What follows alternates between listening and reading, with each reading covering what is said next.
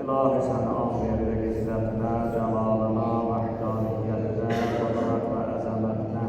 Ya Əhəd bi haqqı Muhammed, Ya Ali bi haqqı Ali, Ya Fatıra səməvəti vəl-ərdi bi haqqı Fatıma, Ya Muhsin bi haqqı Həsən, Ya Qadiməl İhsan bi haqqı Hüseyin. İlahi ibadətlərimizdə, namazlarımızda hər hansı bir qüsur və nöqsan varsa ona görə bizi danlama. İlahi dualarımızın qəbul olmasına mane olan bütün günahlarımızı bağışla. İlahi bizi özünə layiq bəndə, sənin həbibinə layiq bir ümmət eylə. İlahi bizi və gələcək nəslimizi namaz qılanlardan, sənin əmrlərinə itaət edənlərdən eylə. İlahi bizə dünyada və ahirətdə yaxşılıq bəxş edib bizi qəbrin və cəhənnəmin əzabından qoru. İlahi şeytanın hər növ şərrindən və hiləsindən sənə sığınmağa bizə yardımcı ol. İlahi bizi cürbə-cürbəlalarla, xəstəliklərlə, yoxsulluqla imtihana çəkmə. İlahi dünyadan köçənlərimizi bağışla, yerlərimizə sağlam və bərəkətli ömür ver.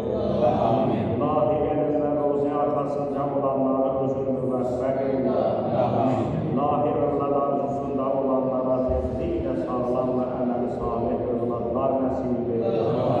İlahi bağlı qapılar arxasında olanların tezliklə qapılarını aç. İlahi xəstəsi olanlara, xüsusilə də yaralı qazilərimizə tezliklə şifa inayət eylə. İlahi əskər və zabitlərimizi düşmənin hər növ hiylə və məkrindən amanda saxla. İlahi şəhidlərimizə bəri rəhmət edib onların məqamını daha da uca eylə. İlahi İslam'a və müsəlmanlara, vətənimizin keşiyində duranlara hər yerdə kömək ol.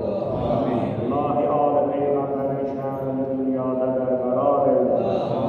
İlahi Ali Peyğəmbərin düşmənlərini hər yerdə məhv nabud eylə. İlahi bizi dünyada əhl-i məhəbbətindən, ahirətdə isə şəfaətindən bir nəsib eyləmə. İlahi sonuncu hüccətin zuhurunu tezləşdirməklə yer üzündəki zülm və sitəni yox eylə. Dualarımızın Rəbbə